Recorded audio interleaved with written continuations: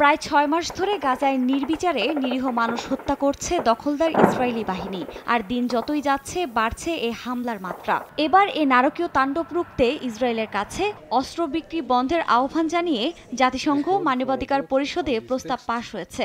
শুক্রবার সুইজারল্যান্ডের জেনেভায় জাতিসংঘের ইউরোপীয় সদর দপ্তরে পাশ হওয়া এই প্রস্তাবে সম্ভাব্য যুদ্ধাপরাধ ও মানবতা বিরোধী অপরাধের জন্য ইসরায়েলকে বিচারের আওতায় নিয়ে আসার আহ্বানও জানানো হয়।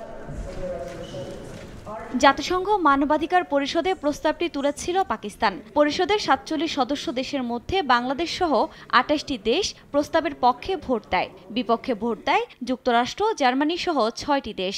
আর ভোট দেওয়া থেকে বিরত ছিল ভারত, ফ্রান্স সহ ১৩টি দেশ। নারকীয় তাণ্ডব শুরুর ৬ মাস পর এ প্রস্তাব পাশের মধ্য দিয়ে গাজায় ইসরায়েলি হামলা নিয়ে প্রথম কোনো আনুষ্ঠানিক অবস্থান নিল জাতিসংঘ মানবাধিকার পরিষদ।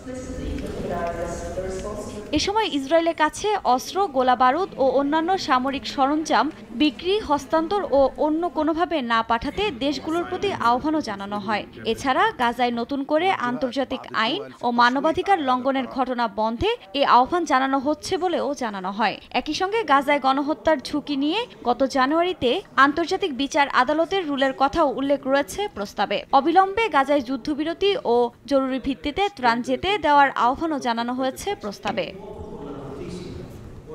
এদিকে ইসরায়েলে অস্ত্র বিক্রি বন্ধ ও যুদ্ধাপরাধ ও মানবতা বিরোধী অপরাধের বিচারের ক্ষেত্রে এ ধরনের প্রস্তাব পাশ হওয়াটা গুরুত্বপূর্ণ বলে মনে করছেন বিশ্লেষকরা। তবে বাস্তবে এর কার্যকারিতা সেভাবে নেই বলেও মত তাদের।